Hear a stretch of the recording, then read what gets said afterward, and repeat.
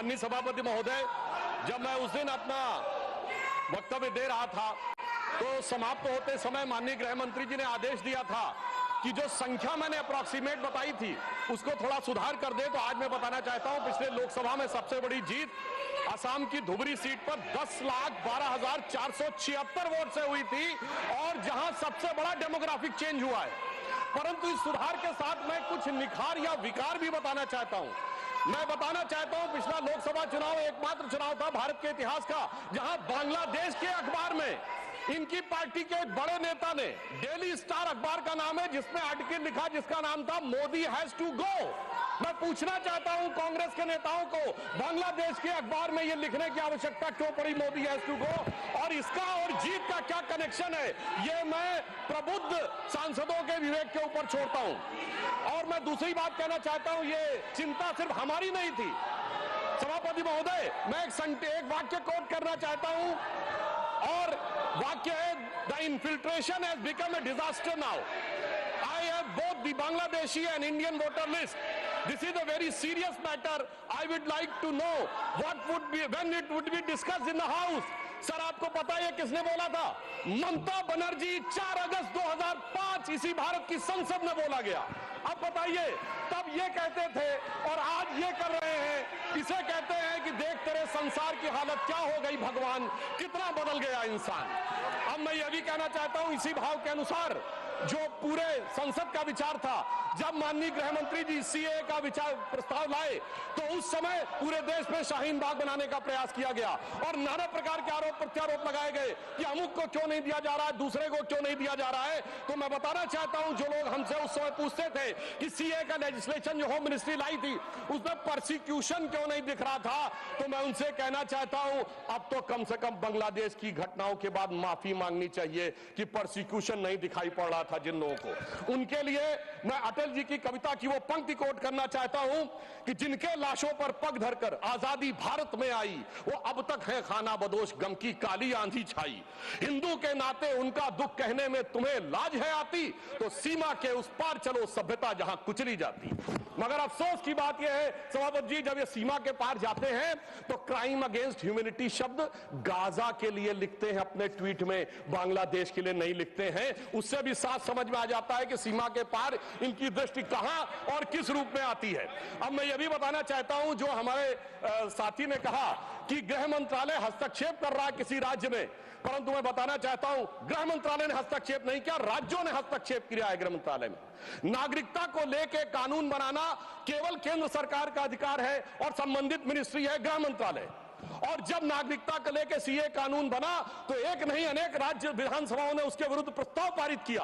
तो अपने फैक्ट को चेक कर लें, यह गृह मंत्रालय में राज्यों का हस्तक्षेप था, विपक्षी राज्यों का, और इसी के साथ साथ संविधान के लिए भी बहुत बड़े खतरे की बात थी, क्योंकि केंद्र से पारित कानून के विरुद्ध कोई राज्य सरकार नहीं बोल सकती। हाँ, रही बात इसको जो इनके दिल में दर्द है कि एजेंसीज के कारण बहुत से नेता जेल में जा रहे हैं, तो मैं याद दिलाना चाहता हूं सभापति महोदय, जो हमारी सरकार पर आरोप लगाते हैं, तो जब सोनिया जी और राहुल जी पे केस दर्ज हुआ था, अक्टूबर 2013 था, दिल्ली हाईकोर्ट के द्वारा, हमारी सरकार नहीं थी। कनिमोझी राजा जी जेल गए थे 2011 में, हमारी सरकार नहीं थी। सुरेश कालमाड़ी जेल गए 2010 में, हमारी सरकार नहीं थी। शिबू सोरेन जेल गए 2006 में, हमारी सरकार नहीं थी। मधु कौड़ा जेल गए 2008 में, हमारी सरकार नहीं थी। मुलायम सिंह मायावती जी पे केस हुए 2004 में, हमारी सरकार नहीं थी। करुणानिधि जी जेल गए 2000 में, लालू यादव जी जेल गए 1997 में, झारखंड मुक्त मोर्चा रिश्वत काट 1994 में, और सर राजीव गांधी जी पे आरोप 87 में और एफआईआर 1990 में।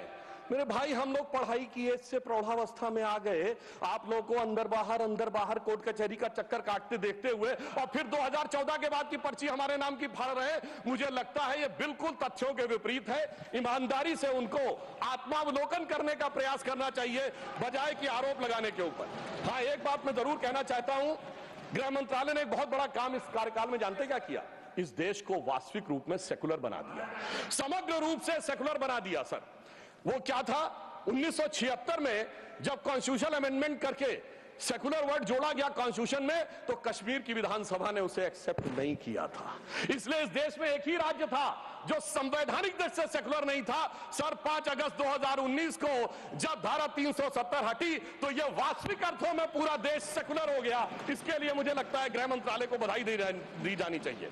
और एक और मैं बात कहना चाहता हूं सर, अब अभी विश्व का सबसे बड़ा आयोजन कुंभ मेला हुआ, इसके लिए उत्तर प्रदेश की सरकार की तो प्रशंसा की जा सकती है, इसमें कोई दो राय नहीं है, परंतु यह भी सत्य है सर, इतना बड़ा आयोजन हुआ और किसी प्रकार की कोई अप्रिय घटना, एक दुर्घटनावश होने वाली उस भगदड़ के अलावा क्या कोई गोली चली, कोई पटाखा फूटा, कोई सुरक्षा को लेकर अटैक हुआ?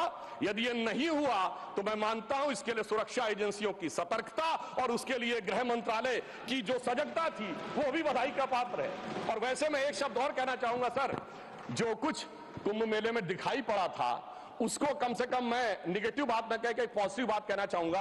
अनेक विदेश से लोग आए, 66 करोड़ लोग आए, लाखों लोग विदेश से आए, 73 देशों के राजनयिक आए, 100 से अधिक लोग आए और वो आकर यहां देखकर क्या चौंक जाते थे सभापति महोदय। कोई कहता था दुनिया में सब कुछ पैसे के लिए होता है, मार्क्स, तो कोई कहता था सब फिजिकल प्लेजर के लिए होता है, फ्राइड, तो कोई कहता था नेम एंड फेम के लिए होता है। परंतु जब हमारे यहां नागा सन्यासियों को देखते थे तो पश्चिम के लोग आके जानते कि वो चौंक जाते थे। उसे एक पंक्ति में कहूं कि वो सुख खोजे भौतिकता में, मदिरा में, मांस की बोटी में, ये भस्म रमाए अपने तन पर खुश हैं सिर्फ लंगोटी में। और सभापति महोदय, मार्क्स भी फेल, मैक्स वेबर भी फेल, फ्राइड भी फेल, कम से कम ये प्रेरणा देनी चाहिए भारतीय संस्कृति के बारे में। और परंतु मैं क्या कहूं, दुनिया की सबसे बड़ी कंपनी स्टीव जॉब्स के एप्पल के, मतलब सबसे एडवांस कंपनियों में से एक, उनकी पत्नी लॉरेन पावेल भी आई और नाम भी उन्होंने कमला देवी रखा, परंतु कुछ लोगों को उसके बाद भी उसमें स्नान करने में समस्या नजर आई। तो मैं ईमानदारी से और विनम्रता से कहना चाहता हूं, सभी धर्मों की भावना का सम्मान होना चाहिए। गंगा जल का सिर्फ सम्मान हमारे धर्म में नहीं है, काबा में भी एक आबे जमजम है और वहां के जल को भी वैसे ही पवित्र माना जाता है और माना जाता है कि उससे पाप कटते हैं। जब आप वेटिकन जाते हैं तो पोप भी आपके ऊपर जल छिड़कते हैं और कहते हैं this removes you from all the sin. मैं चुनौती से कहता हूं, इनमें से कोई किसी के बारे में बोल सकता है? सबका सम्मान करिए परंतु सनातन का अपमान मत करिए। मैं मानता हूं कि रेडिकेशन ऑफ सनातन धर्म आपका विचार है, परंतु उसे कम से कम अपने राजनीतिक वक्तव्यों में आप आने का प्रयास मत करिए।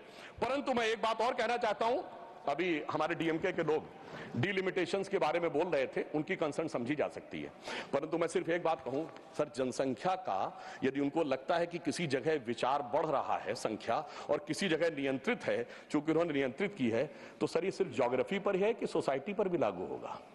अगर किसी समूह ने, धार्मिक समूह या मजहबी समूह की जनसंख्या बढ़ी है और दूसरे ने नियंत्रित किया है, सर वहां पर तो नहीं चर्चा होनी चाहिए, सिर्फ ज्योग्राफी पे होनी चाहिए, सोसाइटी पे नहीं होनी चाहिए।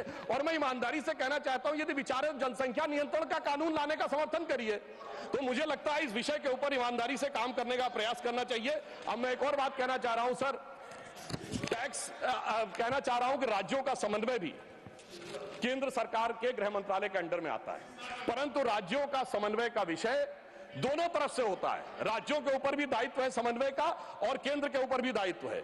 इसीलिए मैं कहना चाहता हूं, परंतु जब ऐसी बातें उठती